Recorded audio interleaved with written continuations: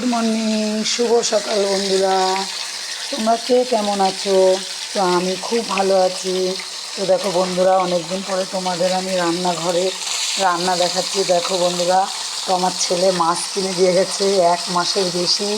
তো 4-5 কিলো মাছ আমরা খেয়ে পারি, ওরা বাড়ি থাকে না।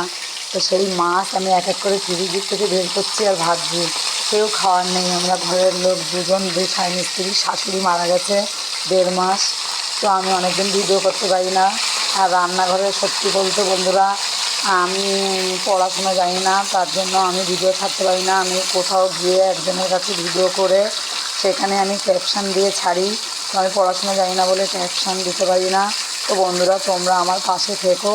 তো তোমরা আমাকে কমেন্ট করে জানিও যে আমার ভিডিওটা যে যেখান থেকে দেখছো কেমন লাগছে। তো আমি এখন থেকে টুকটাক আমি যা করি তোমাদের দেখাবো। দেখো, আমি চিংড়ি মাছ দিয়ে, শাক দিয়ে, রসুন ফোড়ন দিয়ে ভেজেছি, শুকনো লঙ্কা দিয়ে। এটা করে খেলে খুব দারুণ লাগে এই শাক ভাজাটা। তো কালকে প্রচুর তরকারি রয়েছে মাছ দিয়ে। দেখো, পুঁটি মাছ, এটা আমি টক করব তেঁতুল দিয়ে। তো মাছ ভাজি, মাছের ঝাল করব। আমি অল্প ডালে কুমড়ো দিয়ে, পুঁটি মাছ দিয়ে তরকারি করে খেতে বসেছি, টক ডাল। তো বন্ধুরা, আমি একা একা খেতে আমার ভালো লাগে না, বাড়িতে কেউ নেই, আমার বাড়ির লোকও কাজে গেছে। তো তোমরা তাড়াতাড়ি সবাই আমার সাথে চলে এসো, একসাথে খাবো। তো কেমন লাগলো আমার ভিডিওটা? টাটা।